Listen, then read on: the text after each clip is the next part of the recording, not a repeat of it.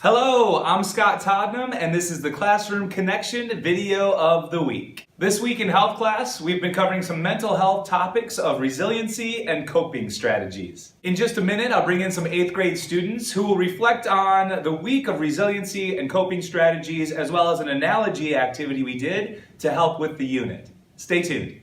Okay, here we are. I'm with 4 8th grade students, and we're going to reflect on the last week of mental health, resiliency, and coping strategies. So, first question coming your way. Can you tell us some analogies that we used that helped in the health class with resiliency, with mental health, with emotional health? Talk us through that activity with the tennis ball toss.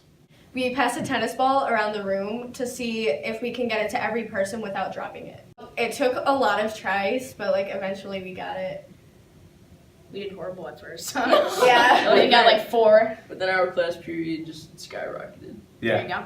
Yeah. We used communication. And So eventually you made it to every person in the room without the tennis ball hitting the ground. yeah, Did it take a while? it took a while, but we just had to use communication. If you call out the person's name who you're going to throw it to, so they know that it's going to come to them, so they're ready for it. Mr. Todnam used the tennis ball because even though he was stabbing holes in it and even though he was dropping it on the ground repeatedly, it still bounced back up even though it was being abused. So what's the takeaway? What's the connection to a real person? It's just a tennis ball, but how do we connect that to a resilient individual? Even though people may tear us down and try to beat us up, we have to bounce back up with due time because we have to keep on going.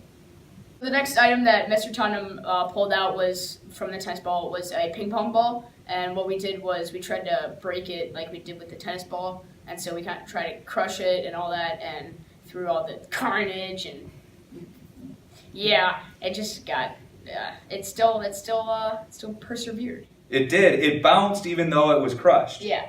Now, after that, we tore the ping pong ball apart more. Yeah. People stepped on it, ripped Exactly. it. Yeah.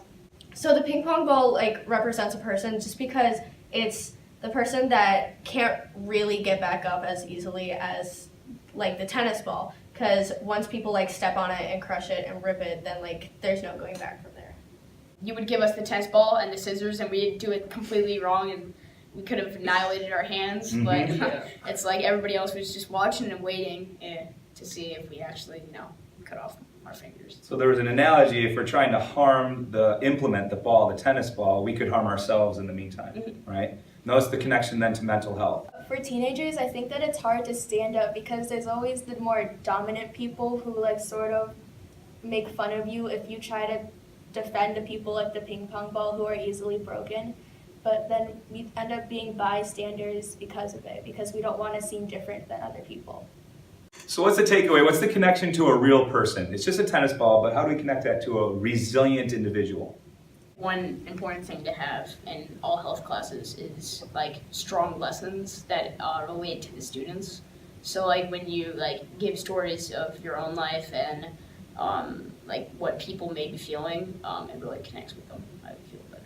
Instead of just having health for a quarter, maybe have it be a core class, because there's a lot of important stuff that needs to be taught in health, and sometimes we don't get to go fully into it because we only have a quarter. Everybody has their own personal problems that they're going through, and I think one of the lessons that we learned was that we have to be considerate of other people's problems because we don't know what they're going through, and even though they may seem small to us, they could be really big to them. Okay, that's it for this week. I want to say thank you to my 4 8th grade students for reflecting on mental health, resiliency, coping strategies, everything. We'll be back next week with more students and a new topic.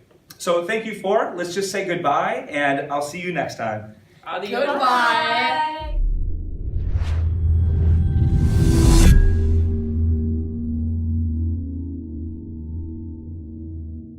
You should comment, and subscribe. That's right. Boom.